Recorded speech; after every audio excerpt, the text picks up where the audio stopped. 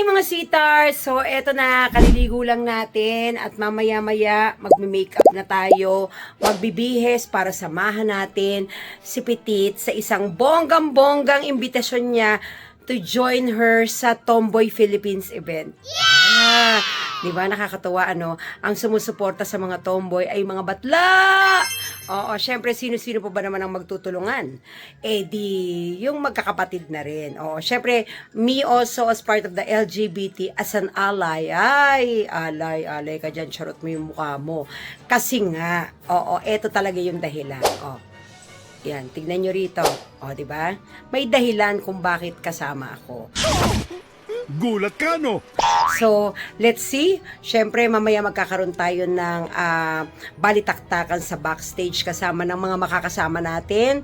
At siyempre pa, konting-konting patikim sa aming performance on stage. Kaya naman, nako, halika na. Let's go. Pumunta na tayo.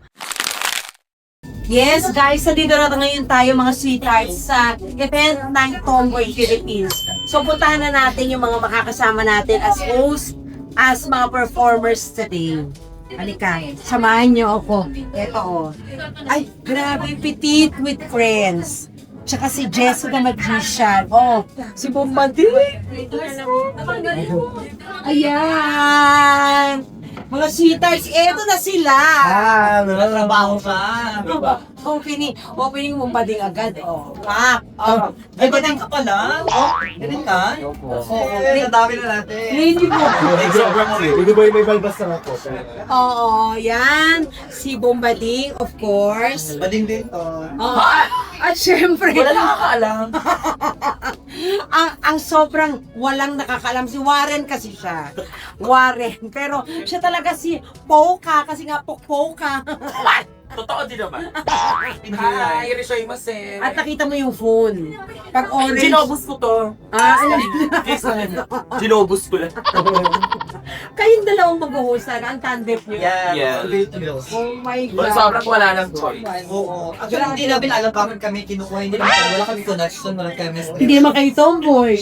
As, yung chemistry ngayon ang hindi. Ano pa? Pinupush talaga. Yung pag-away yung mga kachipang pag sa shopping. Yung mga pagtatalo nyo. So grabe, yan ang inaabangan from TikTok to yung mga props yun. Thank you so much, Mima. Napakasaya. Keep on watching. Of course, dahil din yung sa mga iconic at saka legendary namin mga mima. Baka legendary yung the living The legend. original. Eh syempre yung legendary, yung lahat ng Ayan. contest, inalihan, mula long Malapit na sa jump, babuo. mula long jump nung kabataan niya. Paano sebo? Yes, lahat sipa, sepak takraw, matmat, setelo! Ay! Siya talaga ang pinakamatalinong transgender. Bakit? Doon ako nagtataka. Bakit mo nasabi yan? Ay kasi, yung lolo niya, first cousin pala si Einstein. Yung lolo niya, isa natin si Einstein. First cousin. Okay, napakatalino. Tapos ang barkada, si Newton. Si Newton. Yes. Newton. Sino si Newton? Yung singer, si Olivia Newton. Kaya nga sa pala. Kaya ni Kuwanta. Hindi ba so yun ang lyrics doon? Ano? Bakla.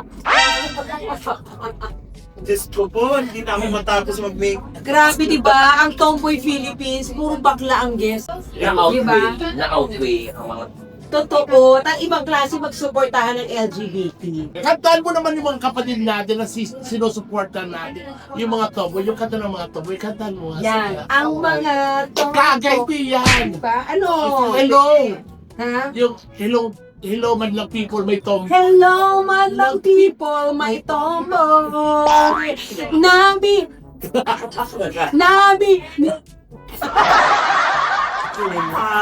Mag-guess nga sila ng babae, dati namang tomboy din. Tomboy dito eh. Wala na.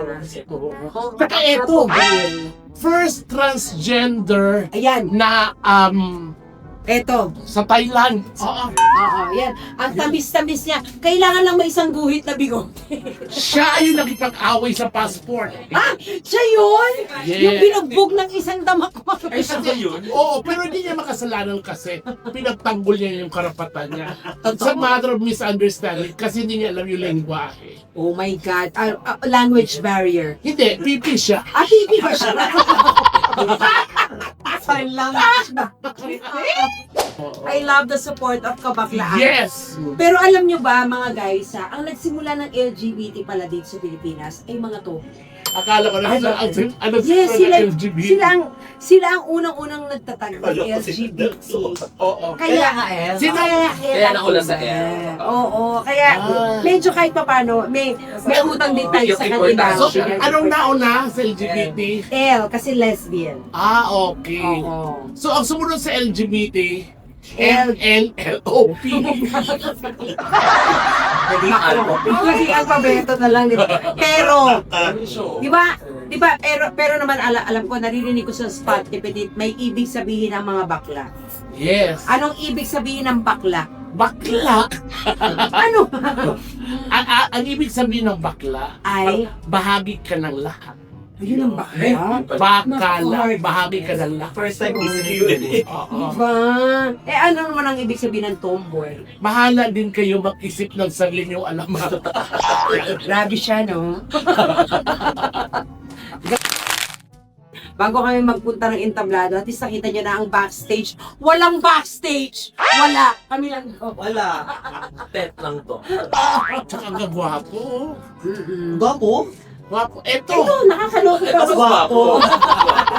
anak ko to. Siya lang ang pinayagan na transgender pumasok sa Kingdom of Saudi Arabia. Yes. Sa sobrang ganda mo. Sobrang ganda. Camel. Yes. So this is an event na para sa mga tomboy, kaya naman nakakatuwa at kasama natin ang mga sangkapakla. Tayo yung mga sangre, no? Ano sangre? Sangre yung sangre, yung kanta dyan, sangre. Ay, totoo? Sino ka? Kapangir... Si ano? Si Bianca. Bianca. Bianca Umali. Ano ngayon? Danaya ko ata. Danaya. Siya si Diana Zu. Yes, countess figure. Diana Tuwain. Siya naya yun. Oo. So,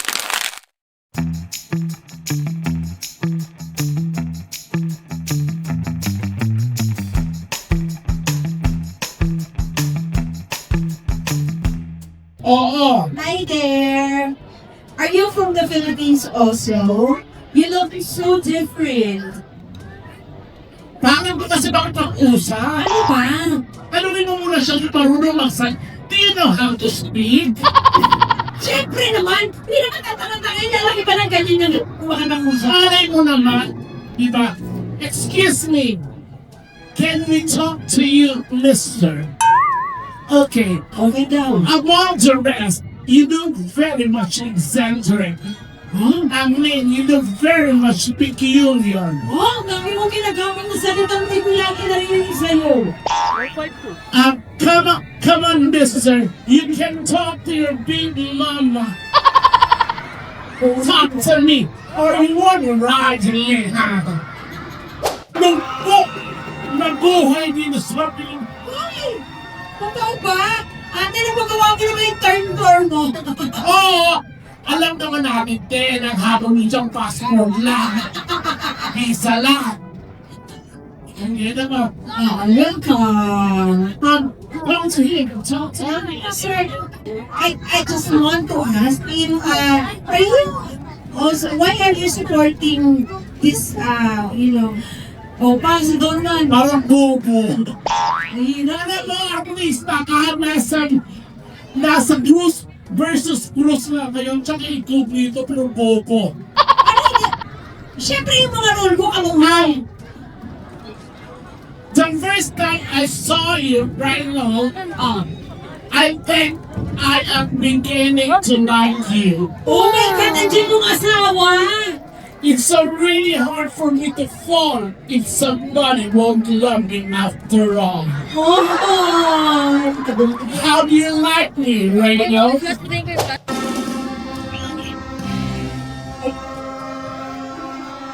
ano ba binibilang mo?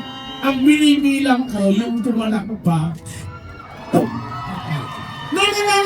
Wala to sa akin that it's alright, it's okay. Yes. We understand na 14 lang ang pumalakpak.